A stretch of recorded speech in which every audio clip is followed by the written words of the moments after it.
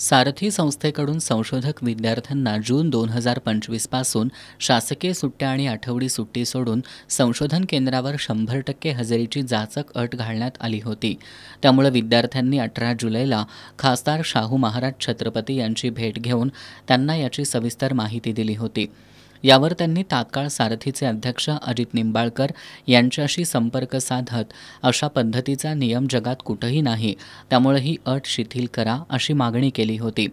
यावर सारथीच्या वतीनं सकारात्मक निर्णय घेण्यात आला असून आता संशोधक विद्यार्थ्यांना वर्षातून 30 दिवस सुट्ट्या जाहीर करण्यात आल्यात।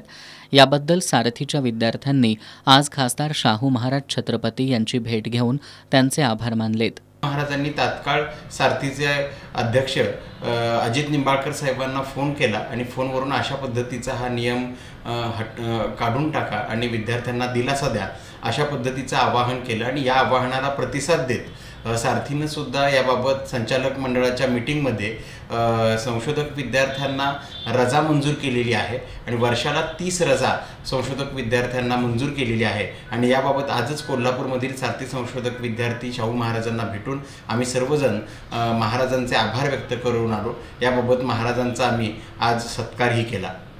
यावेळी अभय गायकवाड, सनदकुमार खराडे, सुशांत कदम, संदीप बर्गे, श्रीकांत देसाई, सरिता बंके, शुभदा पाटील, सुनीता अडसूळ, शीतल चौगुले आदी उपस्थित होते। या निर्णयामध्ये सारथीचे व्यवस्थापकीय संचालक महेश पाटील, कोल्हापूर उपकेंद्राच्या सहव्यवस्थापकीय संचालिका किरण कुलकर्णी यांचं सुद्धा योगदान आहे।